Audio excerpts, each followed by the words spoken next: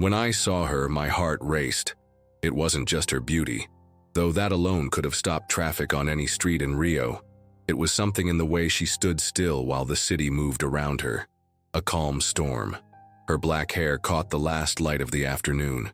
Her skin was golden like the pavement after rain, and her eyes, green, sharp, but quietly tired. They didn't search, they judged. She looked like someone who had survived too much and didn't need saving. The kind of woman you could fall in love with and never recover from, without even knowing her name. I was walking back from a beach cafe in Copacabana, camera slung over my shoulder, pretending to care about the story I came to write. I was here on assignment. Something soft, something superficial. A piece about Brazil's return to tourism after the pandemic, urban revitalization, cultural trends, pretty images and smiling faces. But fate doesn't care about editorial plans. She was standing outside a flower stall, not buying, not waiting, just watching. I slowed, she noticed me.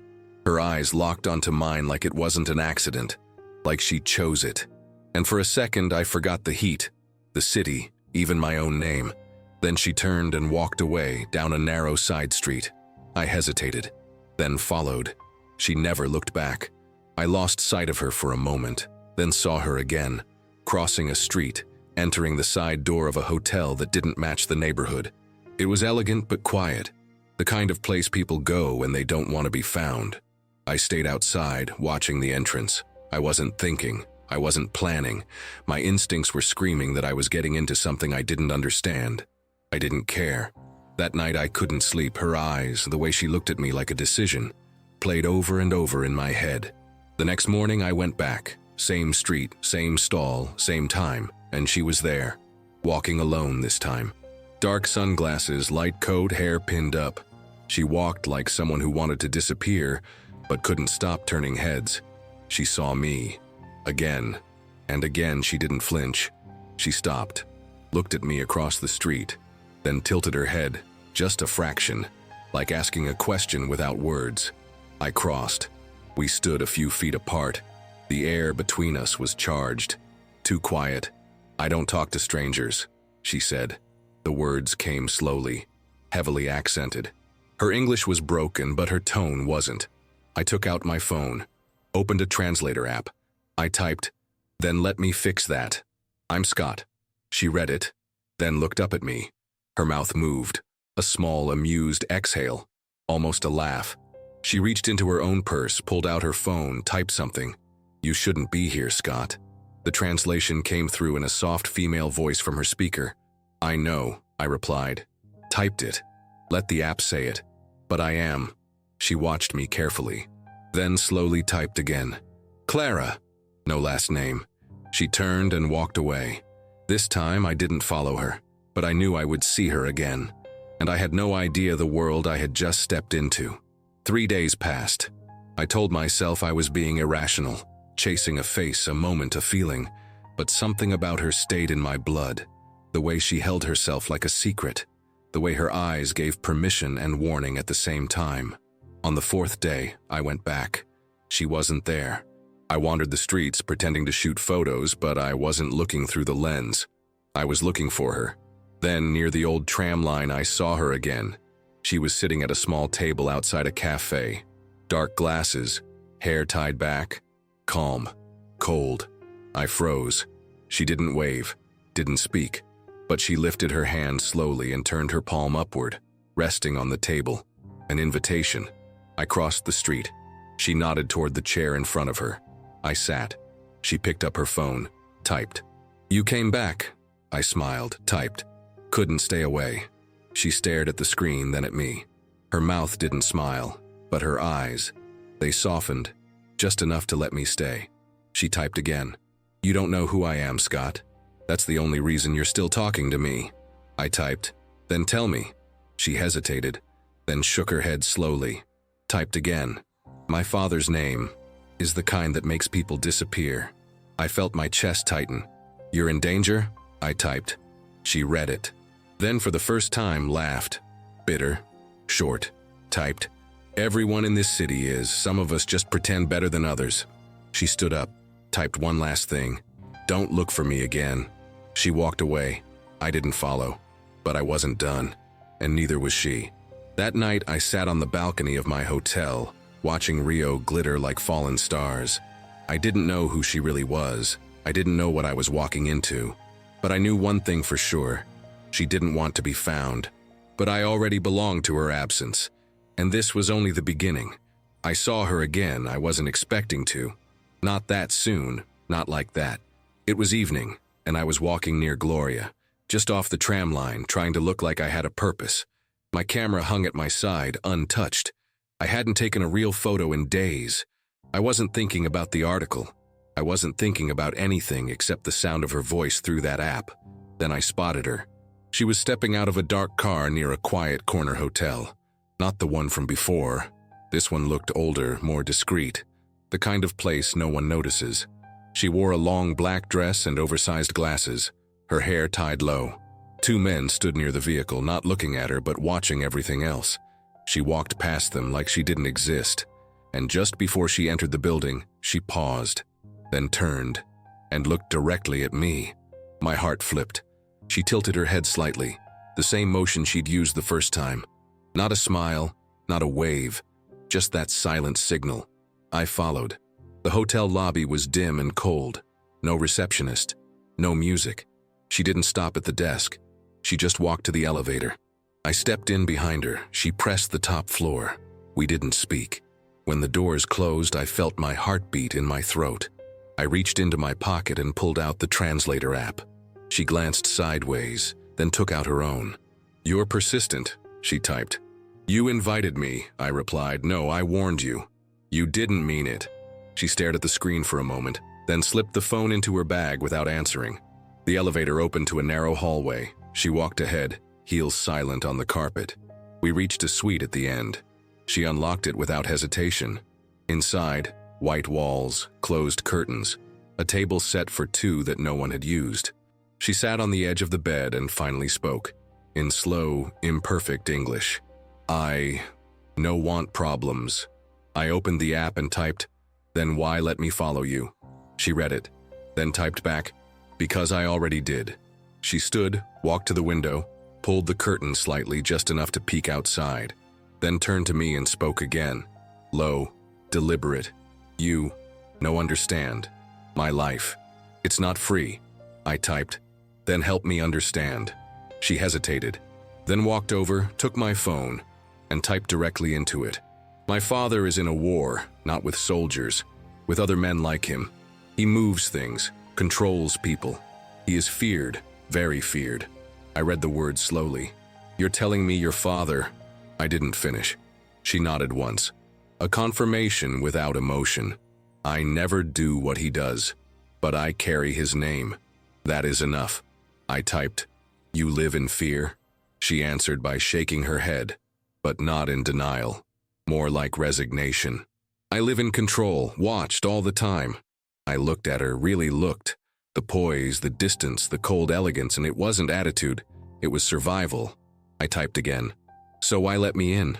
She looked up. This time she didn't reach for her phone. "I don't know," she whispered. The words were clumsy, but they were hers. We sat in silence for a moment. The air between us felt thin. Then she leaned over, took the phone and typed slowly. "People near me get followed, watched, threatened. You should go," I replied. "Do they also get kissed?" She blinked, surprised. For the first time she almost smiled. "Only if they are stupid." I smiled back. "Then I guess I am." She turned away, hiding whatever her face was doing. And then without warning she sat beside me, close but not touching. She stared ahead, eyes blank, like her mind was somewhere far away. She typed one last message. "This is not a movie, Scott. There is no happy ending." I read it, let it sit between us, then answered, "I'm not here for the ending. I'm here for you." She didn't respond, she didn't need to. The silence told me everything. We talked more through that app than most people do face to face. It wasn't ideal, it wasn't romantic, but it worked. And in a strange way, it made everything more honest. I knew a handful of Portuguese words, enough to order coffee, ask for directions, catch the rhythm of conversations I didn't belong to. Clara, on the other hand, knew more English than she let on, but still paused often, searching for the right words, her accent thick, her grammar fractured. So the translator became our language, cold, robotic, but safe, clear. No misunderstandings, no room for mistakes. In her world, mistakes had consequences. The next time I saw her, it was just after dark. She had messaged me through the app, a short sentence translated to, "Meet me, same place, come alone." I didn't ask questions. I just went. She was already there when I arrived, seated at the same corner table outside the discreet hotel. She wore jeans this time, a black hoodie, her hair tied up in a loose bun. No makeup, no earrings. She looked younger, lighter, but her eyes never changed. I sat. She handed me a small plastic bag. Inside, 2 sandwiches, a bottle of water, and a folded napkin. "I thought you wouldn't eat before coming," she typed. I smiled, typed back, "You're not what I expected." She read it, then typed, "That's because you expected a fantasy. I'm not that." She wasn't, and she didn't pretend to be. She was danger, held together by elegance. She was silence that spoke volumes, and every time I looked at her, I felt like I was falling through a story that hadn't decided if it was love or tragedy. We ate in silence. Then she started typing again. "My father doesn't know about you." I tensed, read the words twice. "Would he care?" I typed. Her eyes met mine. "He would end it." I leaned forward. "Then why are we here?" She didn't answer right away. Instead, she slowly typed, "Because I wanted one thing for me. One thing that wasn't his." That hit harder than I expected. I typed, "So I'm a secret? You're a risk." She paused, then added, "And I still asked you to come." I stared at her, trying to read more than what the screen allowed. There was something about the way she sat, stiff, alert, that made me realize this wasn't just about romance. This wasn't about 2 people flirting under a foreign sky. This was survival, and I was now part of it. "Clara," I said aloud. She looked up. "No app. Just tell me one thing." She nodded once. "Are you scared?" She swallowed hard, then whispered, "Always." And just like that, the translator was off. The silence between us filled with real words, real emotion. Imperfect, hesitant, but real. After a pause, she opened her app again, typed slower this time. "There are people who follow me. Sometimes I don't see them, sometimes I do, but they're always close." "Who?" I asked. "My father's enemies, or his friends. Depends on the week." I felt my pulse rising. "Are they watching now?" She didn't answer. That silence said yes. I scanned the street casually. A man by a bus stop, another pretending to smoke without ever lighting the cigarette. Maybe nothing. Maybe everything. She typed, "Don't look. If they think you know, they'll act." I forced myself to look only at her. She reached into her hoodie pocket, pulled out a small phone, different from the one she used for the translator.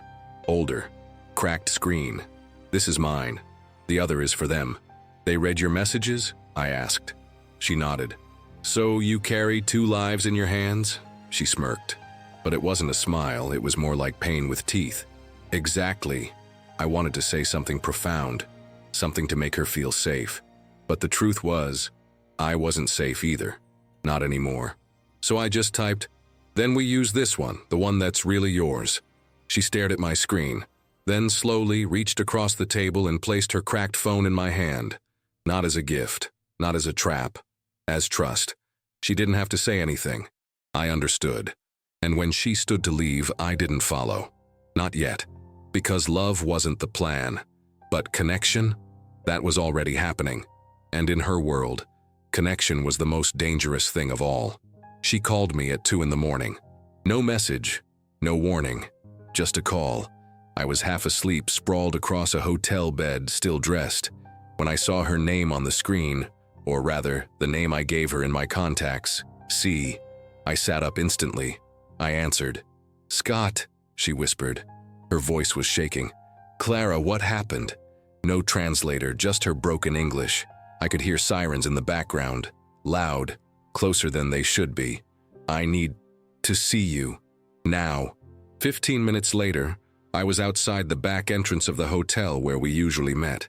She was already there, pacing, wrapped in a dark hoodie, hair undone, no makeup, eyes wide, haunted. I barely got a word out before she grabbed my wrist and pulled me inside. We didn't speak in the elevator. She kept checking her phone, her breathing shallow. Inside the room, she threw her bag on the floor, turned to me and said in Portuguese, fast, sharp, panicked. I held up my hands gently. Clara. Slowly, app. She fumbled for her phone. Her fingers trembled as she typed. Meu pai está fazendo uma limpeza nas comunidades. Hoje, agora, com armas, com homens dele. The app read it aloud. My father is doing a purge in the favelas. Tonight, now, with guns, with his men. My stomach dropped. She typed more. Ele acha que alguém está traindo, vendendo informação. Está enlouquecido, sem controle. He thinks someone is betraying him, selling information. He's lost control. She looked at me, and that's when I saw it. Real fear. Not just tension or worry. Fear that lives in the skin. You shouldn't be near me anymore, she typed. Being close to me could make you a target. I stepped closer. Clara. She shook her head. Typed fast. This is not about love or danger anymore. It's about survival. I stared at the screen, then at her. Why did you call me? She swallowed, then typed, because I didn't want to be alone tonight, even if it was the last time. That broke something in me. We stood there facing each other in the dim light of the room. My heart was pounding. The city outside buzzed with violence, but inside it was just her, just me, just the space between us. She reached out first. Her fingers brushed the side of my neck, hesitant, searching. I touched her waist. It was soft, fragile, and burning. The kiss happened without warning, without thought. Her lips met mine like she was trying to breathe through me, like something inside her was collapsing, and I was the only thing holding it up. We didn't stop.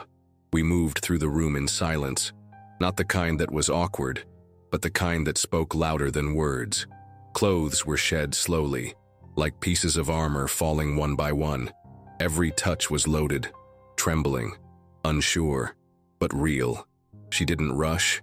She didn't lead. We just gave in. The sheets tangled around us. Her body moved against mine like she had never been touched without fear. Like every inch of her had been waiting for something honest. Her breath caught in my ear. Don't leave, she whispered.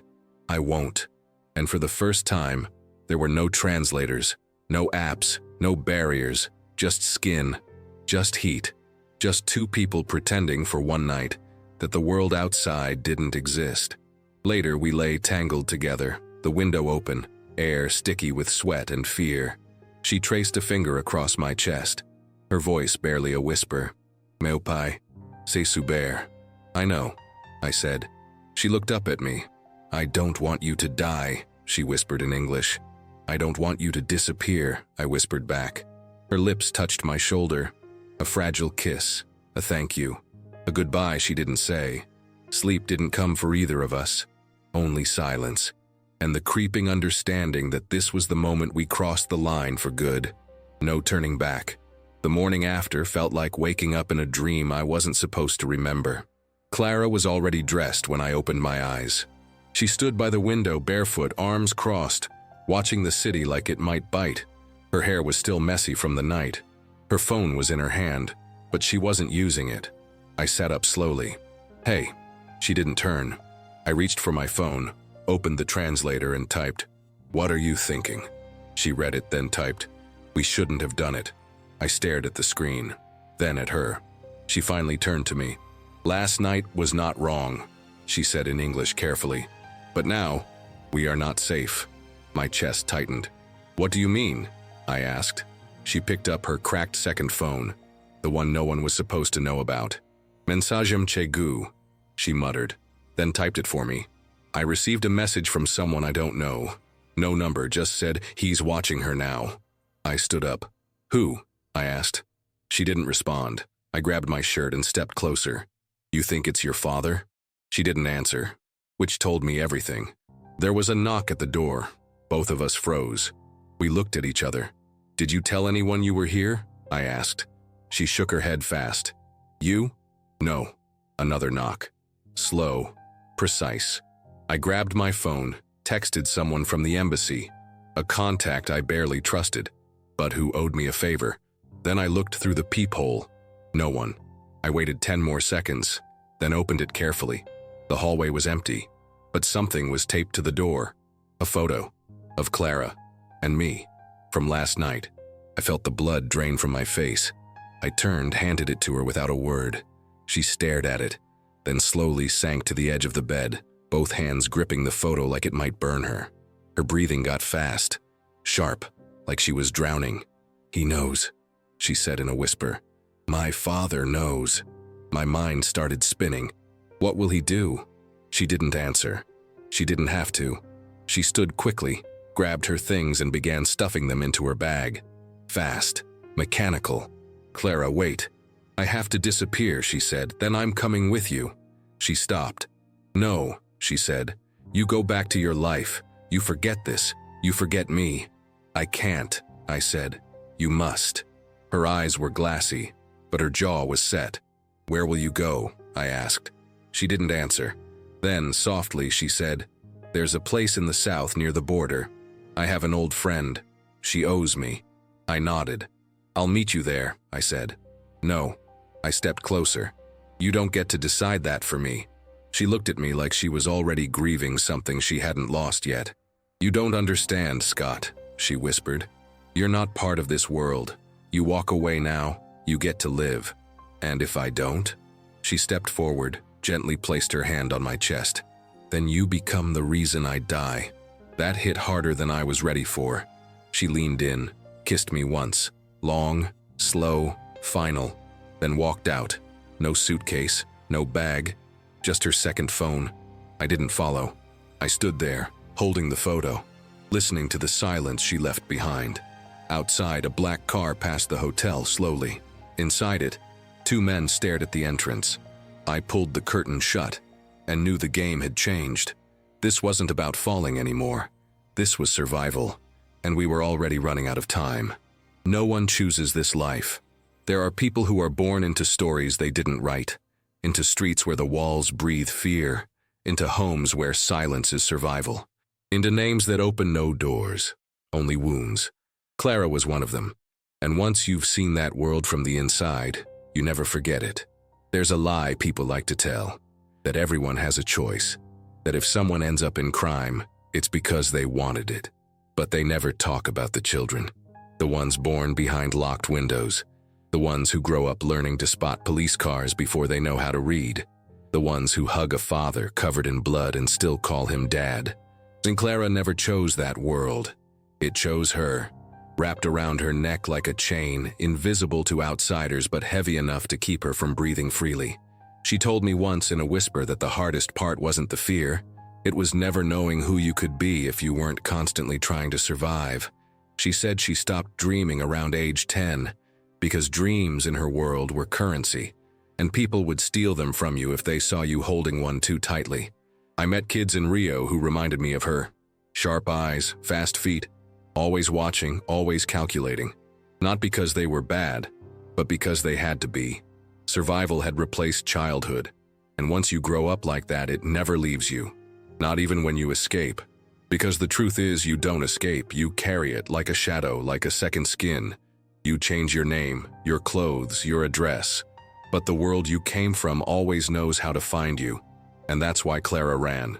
Not because she was weak, but because for the first time she saw a door open, and knew that if she didn't walk through it now, she never would. She wasn't running from her father. She was running from the life he had built for her, and from the grave she knew was waiting if she stayed. The life she never lived. We disappeared at night. No suitcase, no plan. Just 2 burner phones, forged IDs, and a contact of hers who owed a favor big enough to get us across the border. It rained that night. Hard. We took back roads, unmarked streets. I drove while she stayed low in the passenger seat, hoodie up, barely breathing. Every car behind us felt like a tale. Every turn felt like a trap. But we made it out. For weeks, we slept in places without names.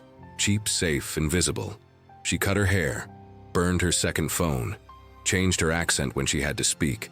We learned to talk with our eyes more than our words. Then one morning she got the message. Her contact in Rio, a woman from childhood who had eyes everywhere, sent it in a voice note. Your father's dead. Caught in crossfire with a rival group in Complexo do Alemão. Shot twice. Didn't make it to the hospital. Clara didn't cry. She just stood in the middle of the room, barefoot, wrapped in a towel, and stared out the window. The clouds were low, the sky bruised. After a while, she turned to me. He always said he'd die before 60, she said in English. Guess he was right. And then, the idea came. She made a call. Quiet. Careful. 3 days later, a news report circulated in local forums and smaller channels. A body found near the wreckage, a woman's face barely recognizable. The name attached was hers. The death certificate was forged. The body wasn't hers, but the world didn't need details. Only headlines. Clara dos Santos was officially gone, and she never looked back. We moved again, changed names again, this time for real. She became someone else, and for the first time in her life, she wasn't being hunted or watched or used as bait. She was free. We settled in a coastal town no one cared about. She got a job at a flower shop. I wrote freelance under a pseudonym. We built something fragile, but honest. Quiet. 1 year later, we got married. 2 years later, we had a daughter. And every time Clara looked at her, I saw the part of her that still remembered the alleys, the locked doors, the blood that came with her last name. But I also saw something new. Peace. Still, not all ghosts stay buried. Sometimes at night she'd wake up gasping. Eyes wide, fists clenched. I didn't ask. I just held her. One evening, sitting on the porch with the baby asleep in her arms, she looked at me and said, "Do you think I deserve this life?" And I answered, "No one deserves to suffer forever." She nodded, but deep down, we both knew. Not all stories end well. We just got lucky. Now tell me, from 0 to 10, what score would you give this story? If it stirred something inside you, if it made you think about how unfair life can be for those born in the wrong place, or if you simply got emotional watching love grow where it was never supposed to. Subscribe to Written Destiny Official. Here the stories have soul, and the endings aren't always happy, but they're always real. And if you know someone who needs to hear this, share it. You might help someone realize that not everyone has a choice, but still, some people find a way out.